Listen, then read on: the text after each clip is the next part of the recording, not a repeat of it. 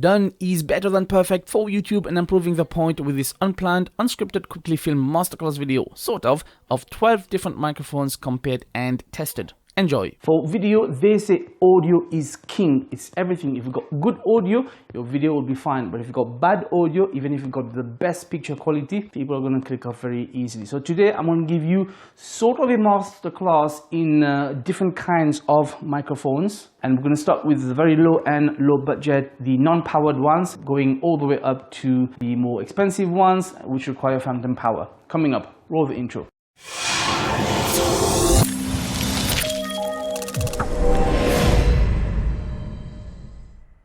Hey name tags and welcome. This is Ash from Jk Mic Tech, and you can unleash your true potential by subscribing and clicking the bell icon so that I can help you go from newbie to techie. And also support the channel by using my Amazon affiliate links for US and UK. As long as you use my links to browse and buy on Amazon, the channel will get a small kickback without costing you extra. Thanks a million. So I do have a wireless microphone system here. This is the Comica WS60 combo. It's 2 transmitters and 1 receiver, and I'm going to do this a bit later on. And I also have a completely separate tutorial for this because it's kind of a sponsored content, so watch out for that. Now if we come closer, I'm going to give you a bit of a masterclass tutorial. First type of microphones you may get would be things like that, and these are what we call non-powered microphones. What that means is you can use these microphones without needing to get it powered. I'll start with the first one, which is this little clip-on microphone, and this is a Seacue microphone, £10 from Amazon. It has a TRS connection, which means it will work with something like a recorder, but it will not work with something like a smartphone, because for a smartphone you need TRS connection. However, this little thing has also an adapter. I've done a review on this. The adapter is a TRS to TRS adapter. Once you connect this with the adapter, you can use it with a smartphone. Okay, this is £10, and in that video I explained that this is actually probably the only type of microphone you will ever need if you want to keep it very simple and easy. All right, so that's I will give you a sound quality. We all know that the onboard audio from most webcams, cameras, smartphones are terrible and sound something like this, especially if you're far away from the built-in microphone. But did you know that you could get close to professional audio with a cheap microphone for about £10 in the UK and about $20 in the US? This is another type of Lavalier microphone. This is the Jk Mic J O44. It's very popular, very budget, and this is a TRS connection. Again, this is non-powered, so you can use this together with something like a Zoom H1 recorder. I believe there are adapters for this. I haven't done a review on this yet. I will do in the near future. This costs about £25, and I will give you a sample. And for another comparison, this is what the Jk Mic J O44, which costs around £25 or $29, sounds like at the same settings with some audio effects. This is another lavalier microphone, very popular. This is the Boya ByM1. I've got a brand new here in the box. Haven't decided what to do with this yet. I did buy it to use for the channel, but I haven't unboxed this yet. I may do a review. I may do a free giveaway. Who knows? But this one has TRS connection. Now, if you can see on the main bit, you got a camera and a smartphone button. When you click the smartphone or off button, then you can use this with a smartphone, and it will work because it's got TRS connection. All right. TRS means tip ring sleeve connection.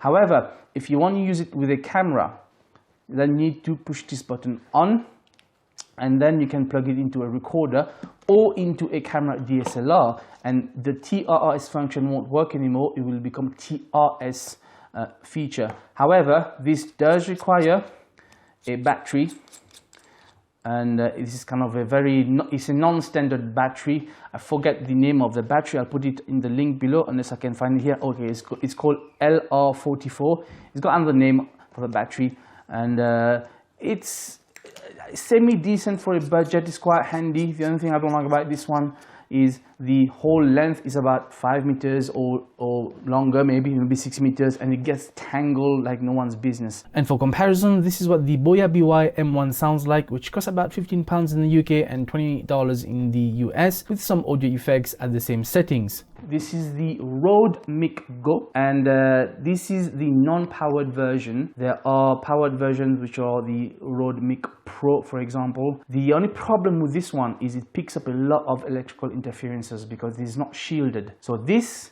can connect straight to a recorder, and this can connect straight to a DSLR. This is TS, so tip and sleeve. It doesn't work straight connected to a computer. So this is about £60, and I believe maybe 40 something without the kind of wind muff, but 60 with a wind muff, something like that. I'll put a link in the description. Now we're using the Rode VideoMic Go, not the Pro, about 1 foot away, plugged into the Zoom Hedge 1, 60 gain, 48 Hz and 24-bit. And last but not least, we have another type of microphone. This is a handheld dynamic microphone. This is the AKG D5, and this one has got the on-off menu, the D5.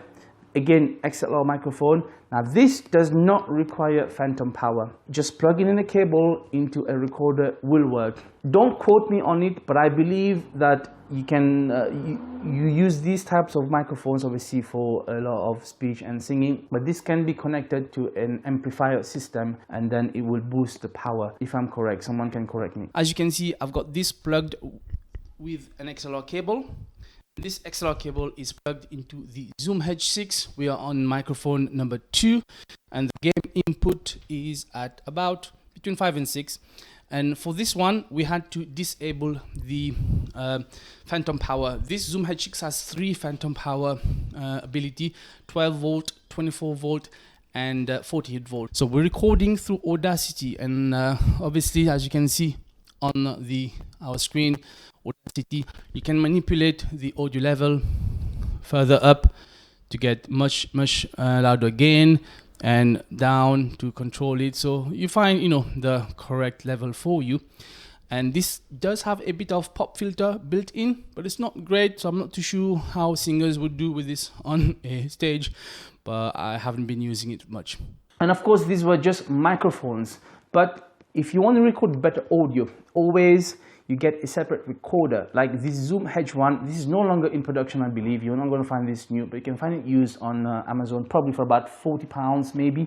The newer version is called the Zoom Hedge 1N, and the Zoom Hedge 1N is about £80 on Amazon. Very good recorder, because this has option to record into 2 formats, WAV and MP3. MP3 is the compressed version, WAV is the raw uncompressed version. You can do a lot more with it, but the advantage of using something like that to record audio over plugging straight into your DSLR or even your camera is that the background noise and the hiss that you will find, or it's called noise floor, or floor noise, sorry, is much less on a recorder like this. You get much better quality audio. So usually professionals would record the audio separately and then synchronize in post. So obviously this is not the only option. You can get any type of other recorders. Now I'm speaking to the Zoom Hedge 1 recorder about 1 foot away. For reference, no post sound effects, at 60 gain, 48 Hz and 24-bit. Now we're going to move on to those types of microphones which require phantom power or some other types of power. I'm holding this because I don't want to dismantle this, but I'm going to come back to this one later. Let's start with the Comica CVM V30 Pro. I have done a tutorial on this. This was a free product. You can watch the review up there. But briefly, the difference between the Comica and this Rode, they are similar in price, £60-ish each. And in my review, I did mention that I preferred the Comica, and you can watch the video why. Because this one is actually powered with a couple of standard batteries, which is the AAA, right? 2 of them.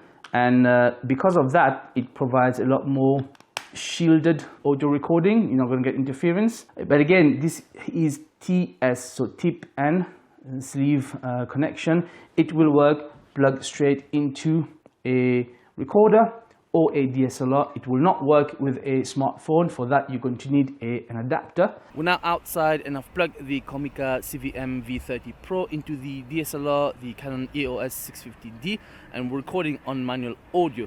I'm holding the camera about arm's length right now, and we are talking without the plus 10 dB. This time I've enabled the plus 10 dB at the back, and I have no idea what it sounds like. I'm still recording at arm's length just to give you a comparison. Next up, we have this Tonor Condenser professional microphone. Again, this I did a review on my channel. This was not sponsored, not free. I bought with my own money. Currently, I think this is about £35. And I bought it on offer on Black Friday, so it was a bit less. I mean, you can watch the video. I was very impressed with this microphone, the Tonor Condenser. This is a, what is it called? Super cardioid or cardioid, I don't remember. But what it means is it picks up audio mainly from the front. You have to speak into it. It won't pick as much from the back, okay? This uses what's called XLR connection, and you need XLR cables. Some of these cables, they are balanced cables, which means they will be very good to prevent interference. All these previous microphones I've talked about up until now, they use standard 3.5mm audio jack. A lot of professionals, they don't use 3.5mm jacks because they don't consider it as good. So more professional and Hollywood style people will use XLR, because with the XLR you can connect for much longer distances, much higher quality audio, and usually you get much better microphones. All right, there are adapters that has XLR to 3.5 connection. They're not as good as a proper XLR, but this microphone, it will require phantom power. This is the power brick for the Tonor Condenser, and you have the one XLR cable connects from the microphone into the input of the power brick. And then for the output, you can have an XLR cable that connects out into your recorder, whether it's your computer or another recording device, it doesn't matter. Because of that, it's a bit difficult to be very mobile with this type of system, but it's very, very good. Watch out my review. You may decide to get one of these because it's well worth it for the money. You can of course connect the Tonor condenser microphone to a recorder like this, which has got options for XLR connection as well as 1/4-inch connections, and this can also act as an interface because it has USB connection abilities to a computer. And of course, what I've put here is an XLR to 3.5 adapter. For that, you can connect things like this 3.5 jack into there, and then it will work. So I have done a video on how to connect this. You can watch it up there. This, by the way, costs about 250 something pounds, brand new. Very, very good audio recorder, for field recorder, for professional use. I am way underusing it. In fact, I'm not even using it at all, so I may end up selling it. If not, I'll keep it and do a review, and then we'll make use of it. Moving on, and we have another condenser microphone. This is the Audio Technica 80-2020. Again, this requires phantom power, and actually this, I did a video on how to connect this to a computer without a USB by using a mixer like this Beringher Xenyx 802 8-bus input. And I bought this mixer because this mixer has the ability to provide phantom power, because this microphone does not work without phantom power, and I believe it's 48 volt that it requires. So because this costs quite cheap, with the mixer, with the phantom power, and then all you need is a cable. This is a 1/4-inch to 3.5 input, right and left, and the other side connects into the microphone input of your computer, okay? Or this could connect into a recorder. So we're now speaking into the 80-20-20. I've got the gain level about 20 decimal plus, and this is recording through Audacity. Okay, so we're now going to be doing a test of the Comica WS60 combo. This is the 2 transmitters connected to 1 receiver on my Samsung Galaxy S7. So far I've only done 1 transmitter test. This is a quick audio test of the Comica WS60 combo. I have 1 transmitter, and the receiver is currently connected to my DSLR, the Canon EOS 650D. And I've got the gain on the receiver at 2 because the default preset was a bit too loud, and this should make the audio a lot more nicer. And I'm not going to put any post effects in there. So what we're going to do is we're going to do an audio test. I'm walking outside of my filming room, which is on the top floor, and we're walking down the stairs, and I'm going to go walk all the way to the opposite side of the building. We're crossing a dining room, and we're now into the kitchen. The audio might be a bit more echoey, obviously, because there's no echo acoustic system or for reverb here. We are coming back up the stairs, and I'm almost out of breath because I need to exercise some more. Anyway, so this system out of the box does work, but if you want more professional quality, you have to adjust the gain a bit. And we're back into my filming setup, and I'm hoping it caught the audio quality and that it remained constant. I did do a previous test with a smartphone and it was fine. This is my first DSLR test. But today we've got my friend Arshad here and we're recording on mono, and the input gain level is number 3 on the receiver. Hello, my name is Arshad. I'm working in IT platform, working on technology like Windows servers and cloud, especially in VMware and Azure cloud. So I've been having experience in IT almost 15 to 16 years. I would like to be part of Heal My Tech, being part of some of the sessions, so I will be continuing the same in future. Thank you so much. Right, so I mean, he's the IT specialist guy, not me. I have zero qualification in this field. He's the IT specialist. We're gonna get his expertise on some stuff. But for right now, we're just trying to test the AB function, which means can it pick up both channels, which it seems to be. And this is a very good wireless transmitter system microphone to have, the Comica WS60 combo. I did get this for free. I am going to be doing a review on this, so check out the review on my channel if it's there. You can watch it up there. If not, look in the description below. So that was kind of the different types of audio microphones you can find. The idea is that there is no one perfect microphone for every scenario. It's very hard to do. If you're looking for the one perfect system, it doesn't exist unless you have one specific setup, like you're always speaking on your computer with a screen recording. Then a USB microphone is there, which, by the way, reminds me of one microphone I didn't bring down. I've done a USB Fifine K669B microphone review. You can watch the video up there. That is just a very simple microphone, like the Yeti microphones. It's USB, just plug into a computer and speak directly into it, and it's very easy to do. So today we take a look at this Fifine K669B USB microphone, which costs about 30 to 35 pounds on Amazon. Like, comment, subscribe, and go check out my other videos on the channel. This was Ash from Heal My Tech, helping you go from newbie to techie. I will see you in the next one. Keep unleashing your true potential. Peace out.